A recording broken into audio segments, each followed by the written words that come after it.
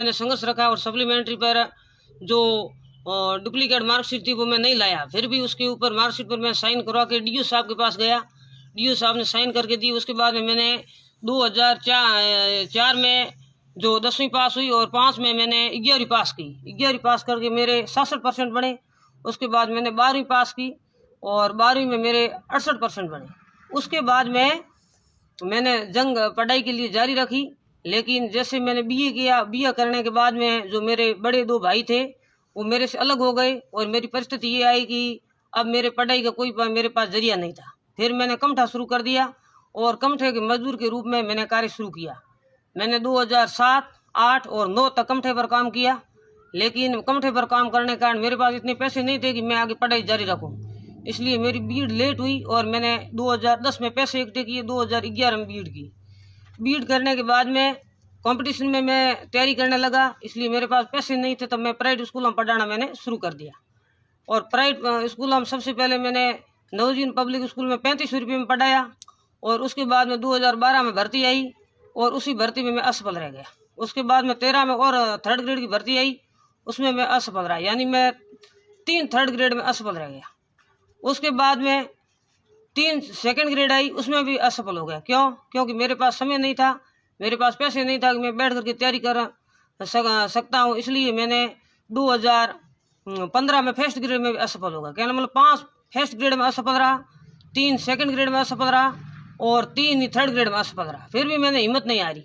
फिर मैंने क्या किया, 2018 में घर बैठ करके तैयारी की। कोई कोचिंग का सहारा नहीं लिया क्योंकि मेरे पास कोचिंग के पैसे नहीं थे। मेरे पिताजी वृद्ध थे और 90 साल के मेरे पिताजी कोई पैसा 1 रुपया भी नहीं कमा सकते। इसलिए मैंने संघर्ष जारी रखा, प्राइवेट स्कूलों में पढ़ाया।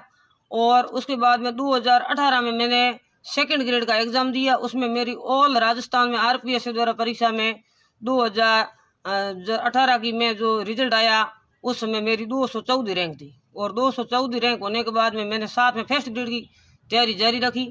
और 2014 में जैसे मेरा रैंक में सिलेक्शन हुआ, मेरा हौसला बढ़ा। मैंने कहा अभी मेरे को फर्स्ट ग्रेड करनी चाहिए। मैंने 1st ग्रेड की तैयारी रखी साथ में।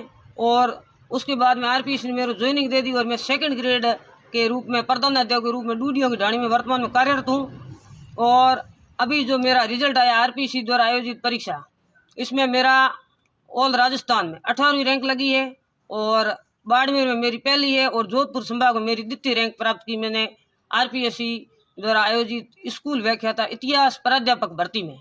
और मुझे जो प्रत्यक्ष अप्रत्यक्ष रूप मित्रों का सहयोग मिलता रहा। मेरे पड़ोसी भी कहते तो होशियार है, गांव वाले कहते तो होशियार है, पढ़ता रहे। और उन मित्रों के सहयोग से मैं आज इतना आगे बढ़ा है। और मेरे जो पिताजी है वो वृद्ध थे, वो हमेशा कहते रहते थे आप आगे बढ़ते रहो।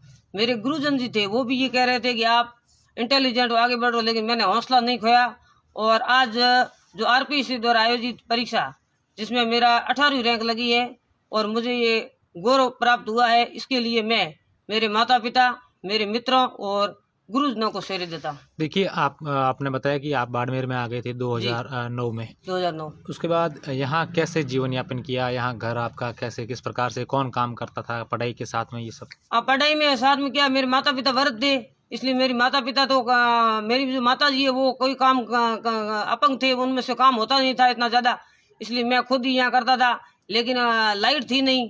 फिर मैंने क्या किया, 2009 से बाद में मैं एक चिमनी लेके आया और उस चिमनी के माध्यम से मैंने पढ़ाई जारी रखी।